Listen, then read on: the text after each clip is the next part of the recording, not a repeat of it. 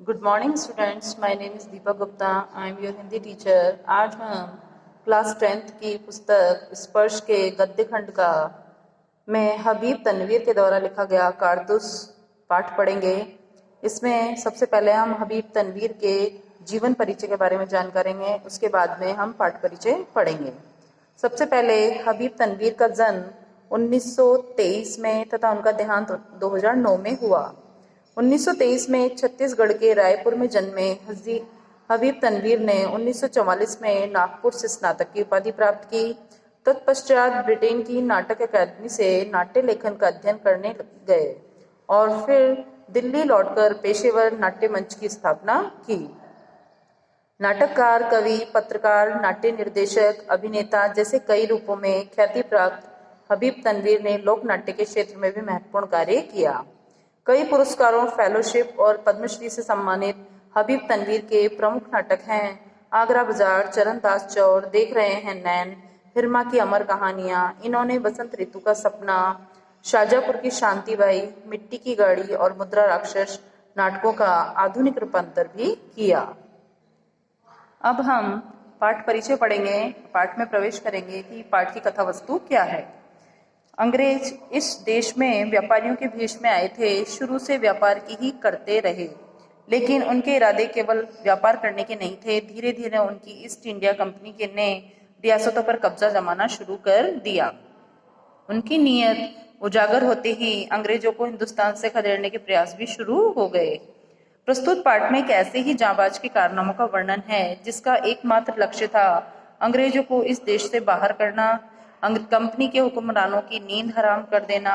यह दिलेर इतना निडर था कि शेर की मान में पहुंचकर उससे दो दो हाथ करने की मानेंद कंपनी की बटालियन के खेमे में ही नहीं आ पहुंचा, बल्कि उनके कर्नल पर ऐसा रोब गालिब किया कि उसके मुंह से वे शब्द निकले जो किसी शत्रु या अपराधी के लिए तो नहीं बोले जा सकते थे।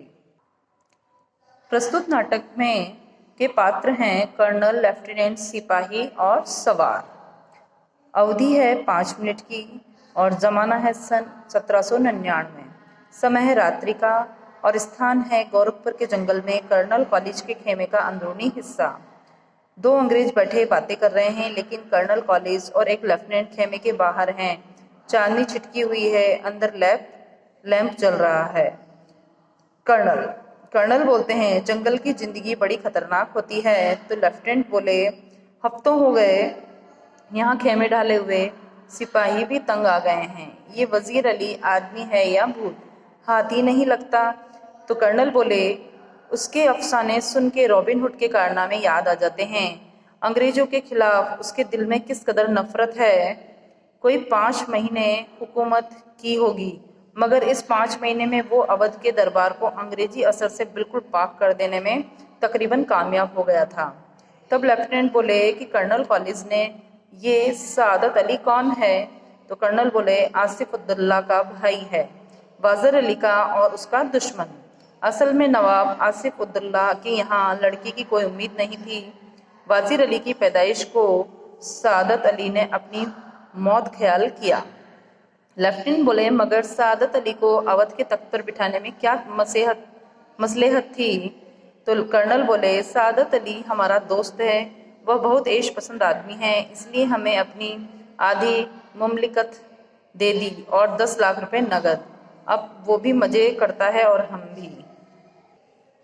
लेफ्टिनेंट बोले, सुना है ये वजीर अली अफगानिस्तान के बादशाह शाही जमा को हिंदुस्तान पर हमला करने की दावत दे रहा है।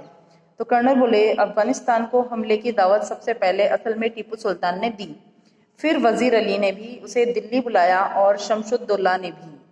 लेफ्टिनेंट बोले, कौन शमशुद्दौला? तो कर्नल बोले, नवाब बंगाल का नस्बती भाई, बहुत ही खतरनाक आदमी है।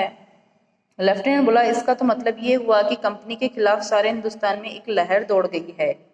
तो कर्नल बोले, जी हाँ, और अगर ये कामयाब हो गई तो बक्सर और प्लासी के कारनामे धरे रह जाएंगे और कंपनी जो कुछ लॉर्ड क्लाइव के हाथों हासिल कर चुकी है, लॉर्ड वेजली के हाथों सब खो बैठेगी।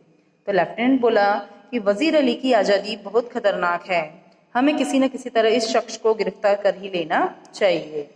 कर्नल बोले, पूरी एक फौज लिए उसका पीछा कर रहा हूँ, बरसों से वे हमारी आंखों में धूल झोंक रहा है और इन्हीं जंगलों में फिर रहा है और हाथ नहीं आता। उसके साथ चंद जाबाज हैं, मुट्ठी भर आदमी, मगर ये दमखम है। तो लेफ्टिनेंट बोला, सुना है वजीर अली जाती तौर से बहुत ही बहादुर आदमी है।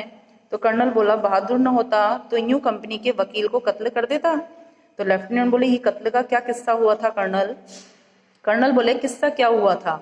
उसको उसके पद से हटाने के बाद हमने वजीर अली को बनारस पहुंचा दिया और 3 लाख रुपए सालाना वजीफा मुकर्रर कर दिया। कुछ महीने बाद गवर्नर जनरल ने उसे कलकत्ता तलब किया। वजीर अली कंपनी के वकील के पास गया जो बनारस में रहता था और उसने शिकायत की थी कि गवर्नर जनरल उसे कलकत्ता में क्यों तलब करता है। वकील ने शिकायत की परवाह नहीं की और उल्टा उसे भला बुरा सुना दिया। वजीर अली के तो दिल में यूं भी अंग्रेजों के खिलाफ नफरत कूट कूट कर भरी हुई है। उसने खंजर से वकील का काम तमाम कर दिया। लेफ्टिनेंट, और भाग गया? तो कर्नल बोला, अपने जानिसारों समेत आजमगढ़ की तरफ भाग गया। आजमगढ़ के हुक्मरानों ने उन लोगों को अपनी हिफाजत में घाघरा तक पहुंचा दिया। अब ये कारवां इन जंगलों में कई सालों से भटक रहा है। Thank you students.